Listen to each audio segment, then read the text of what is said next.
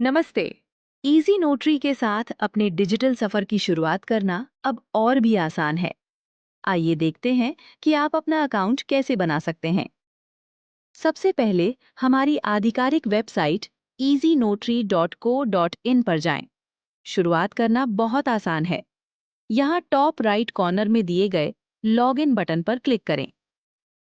अब आपके सामने एक रजिस्ट्रेशन फॉर्म खुलेगा। यहाँ आपको दो विकल्प मिलते हैं, पब्लिक यूजर या ई नोटरी।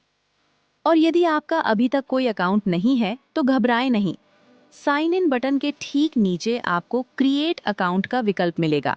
बस उस पर क्लिक करें और अपना नया अकाउंट बनाकर इजी नोटरी की डिजिटल सेवाओं का लाभ उठाना शुरू करें। जैसे ही आप क्रिएट अकाउंट बटन पर क्लिक करेंगे, आपके सामने एक नया रजिस्ट्रेशन फॉर्म खुलेगा। यहाँ आपसे पूछा जाएगा कि आप किस रूप में रजिस्टर करना चाहते हैं, पब्लिक यूजर या ई नोटरी। ई नोटरी अकाउंट बनाने के लिए ई नोटरी विकल्प चुनें। याद रखें, इसके लिए आपके पास पहले से एक पब्लिक यूजर अकाउंट होना अनिवार्य है। बिना पब्लिक अकाउंट के आप ई नोटरी रजिस्ट्रेशन में आगे नहीं बढ़ पाएंगे। सबसे पहले आपको पब्लिक यूजर के रूप में खुद को वेरीफाई करना होगा। यहाँ अपना वही आधार नंबर और पासवर्ड दर्ज करें जो आपने पब्लिक यूजर रजिस्ट्रेशन के समय बनाया था, और नीचे दिए गए प्रोसीड बटन पर क्लिक करें। अब ई नोटरी एप्लीकेशन फॉर्म खुल जाएगा। सबसे पहले नोटरी लाइसेंस टाइप चुनें। यहाँ कई विकल्प हैं, जैसे जज, member of bar council, other आदि। उदाहरण के लिए, यदि आप नोटरी लाइसेंस टाइप में मेंबर ऑफ बार काउंसिल चुनते हैं तो इसके अनुसार फॉर्म में बदलाव होंगे, और प्रोफेशन टाइप में एडवोकेट सिलेक्ट हो जाएगा।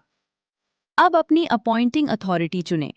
यहाँ आपको यह बताना है कि आप किस बार काउंसिल के साथ रजिस्टर्ड हैं। स्टेट बार काउंसिल, यदि आप किसी विशेष राज्य जैसे गुजरात या महाराष्ट्र के बार काउंसिल के सदस्य हैं तो यह विकल्प चुनें। इसे चुनने पर आपको अपना राज्य, अपॉइंटिंग स्टेट भी सिलेक्ट करना होगा। काउंसिल ऑफ इंडिया, यदि आप सीधे बार काउंसिल ऑफ इंडिया के तहत रजिस्टर्ड हैं तो यह विकल्प चुनें। इसके बाद अपने बार काउंसिल सर्टिफिकेट पर दिया गया सर्टिफिकेट नंबर यहाँ सावधानी पूर्वक दर्ज करें। ध्यान रहे कि नंबर बिल्कुल वैसा ही होना चाहिए जैसा आपके ओरिजिनल डॉक्यूमेंट पर लिखा है। यदि आपने स्टेट बार काउंसिल चुना है तो अपना राज्य सिलेक्ट करने के बाद ही यह नंबर भरें। अगर सर्टिफिकेट नंबर में कोई खास फॉर्मेट है तो यूजर वे स्लैश या डैश जैसे स्पेशल कैरेक्टर्स भी साथ में लिखें। इसके बाद आपको अपना नाम ठीक वैसे ही दर्ज करना है जैसा आपके बार काउंसिल सर्टिफिकेट पर लिखा है। इसके बाद सर्टिफिकेट जारी होने की तारीख चुनें और अपने सर्टिफिकेट की पीडीएफ फाइल अपलोड करें। ध्यान दें, फाइल का साइज 10 मेगाबाइट से कम होना चाहिए। नीचे दिए गए प्रोसीड बटन पर क्लिक करें। अगले स्टेप में नोटरी लाइसेंस इंफॉर्मेशन फॉर्म भरें। अब आपको अपने नोटरी लाइसेंस अपॉइंटिंग अथॉरिटी का चुनाव करना है। यहाँ आपको दो विकल्प मिलेंगे। सेंट्रल गवर्नमेंट, यदि आप केंद्र सरकार द्वारा नियुक्त नोटरी हैं तो यह विकल्प चुनें। स्टेट गवर्नमेंट, यदि आपकी नियुक्ति राज्य सरकार द्वारा की गई है तो यह विकल्प चुनें। महत्वपूर्ण, यदि आप स्टेट गवर्नमेंट चुनते हैं तो आपको उसके ठीक नीचे दिए गए notary license appointing state authority विकल्प में अपने संबंधित राज्य का नाम भरना भी अनिवार्य है। इसके बाद ही आप अपना बार काउंसिल एनरोलमेंट नंबर और नोटरी लाइसेंस नंबर दर्ज करें।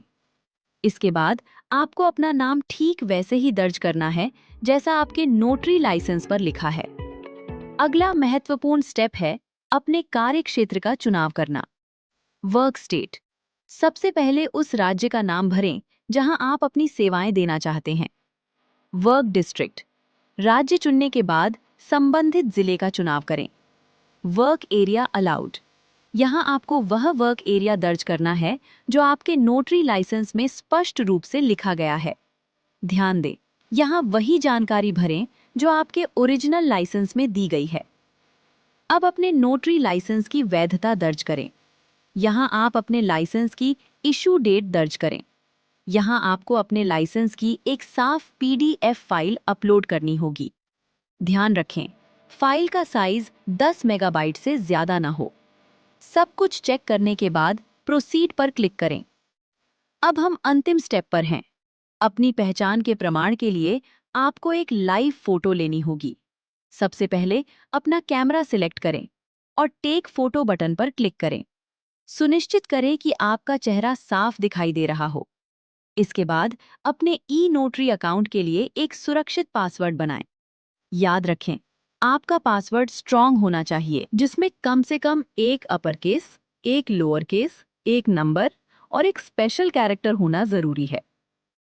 पासवर्ड को कंफर्म करें, टर्म्स एंड कंडीशंस के चेकबॉक्स को टिक करें और प्रोसीड पर क्लिक करें। बधाई हो, आपकी एप्लीकेशन सफलतापूर्वक सबमिट हो गई है। अब हमारी टीम आपके दस्तावेजों की रिव्यू करेगी। जैसे ही आप e notary sign up process complete कर लेते हैं, आपका अगला स्टेप है कि पब्लिक यूजर अकाउंट में आप उसी आधार नंबर से लॉगिन करें। पब्लिक लॉगिन कर लेने के बाद आप सीधे पब्लिक डैशबोर्ड पर पहुंच जाओगे। फिर आपको साइड बार में दूसरे स्थान पर इजी नोटरी एप्लीकेशन स्टेटस करके एक सेक्शन मिलेगा। उस पर क्लिक करके आप अपनी नोटरी एप्लीकेशन का स्टेटस देख पाओगे। अगर आपका स्टेटस अप्रूवल पेंडिंग दिखा रहा है, तो उसका मतलब है कि आपका अकाउंट अभी अंडर रिव्यू में है।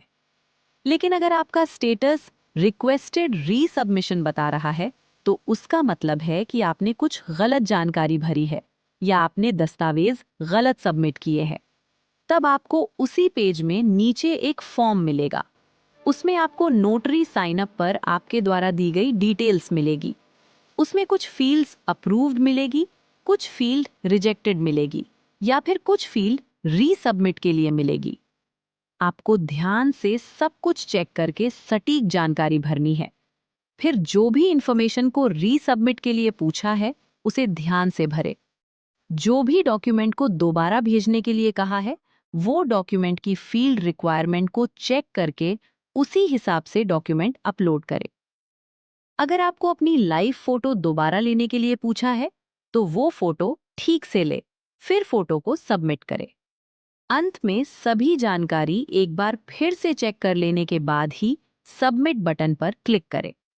जैसे ही आप सबमिट बटन पर क्लिक करते हो, तब आप सीधे पब्लिक डैशबोर्ड पर पहुंच जाओगे। फिर आप साइड बार में इजी नोटरी एप्लीकेशन स्टेटस में जाकर फिर से एप्लीकेशन का स्टेटस चेक करें। अब वहां स्टेटस में रिस्पॉन्स सेंट मिलेगा। अब आपकी एप्लीकेशन फिर से चेक होगी। अगर सब कुछ ठीक रहा, तो आपकी एप्लीकेशन अप्रूव हो जाएगी। जैसे ही आपकी एप्लीकेशन अप्रूव हो जाती है, तब आपके डैशबोर्ड के साइड बार में से इजी नोटरी एप्लीकेशन स्टेटस का सेक्शन चला जाएगा।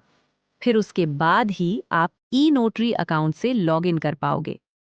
जैसे ही आप पहली बार ई नोटरी अकाउंट से लॉगिन करते हो, तो आपके सामने वेलकम पेज खुलेगा। उसमें इजी नोटरी के बारे में कुछ इंस्ट्रक्शन मिलेंगे।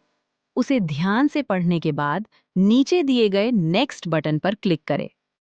फिर आपको सिक्योर डिपॉजिट के कुछ इंस्ट्रक्शन हैं, उसे पढ़ने के बाद नेक्स्ट बटन पर क्लिक करें। फिर आपको अपना वर्किंग शेड्यूल दर्ज करना होगा। उसमें आपको पहले वीकडेज सेलेक्ट करने होंगे कि कितने दिन आप अवेलेबल रहते हो। फिर आपको अपना वर्किंग टाइम भी सेलेक्ट करना होगा कि आप कितने बजे से लेकर कितने बजे तक काम करते हो। फिर आपको अपने वर्क एड्रेस की जानकारी भी भरनी है, जिसमें अगर आप सर्च एड्रेस फील्ड में अपना सटीक एड्रेस डालते हो, तो बाकी की सभी फील्ड्स जैसे कि address, state, zip code, city आदि सब कुछ अपने आप सेलेक्ट हो जाएगा। अगर आप ऐसा न करते हुए अपने आप से अपना एड्रेस भरना चाहते हो, तो आप ऐसे भी कर सकते हो। जैसे ही आप अपना एड्रेस भर देते हो, तब बाजू में दिया गया मैप भी आपके एड्रेस के अनुसार सेट हो जाएगा। फिर आपको कॉन्टैक्ट पर्सन का नाम और ईमेल भरना पड़ेगा। फिर सभी जानकारी को एक बार चेक करने के बाद ही नेक्स्ट बटन पर क्लिक करें। फिर आपके सामने टर्म्स एंड कंडीशन का पेज खुलेगा। सभी कंडीशन को एक बार पढ़ लेने के बाद सबमिट बटन पर क्लिक करें। फिर आपके सामने एक मैसेज आएगा कि अब से नोटरी सीरियल नंबर 1 से शुरू होगी। फिर सबमिट बटन पर क्लिक करें। फिर आप सीधे ई नोटरी के डैशबोर्ड पर पहुंच जाओगे। बधाई हो! अब आपका ई नोटरी अकाउंट नोटरी करने के लिए रेडी है। इजी नोटरी के साथ जुड़ने के लिए धन्यवाद।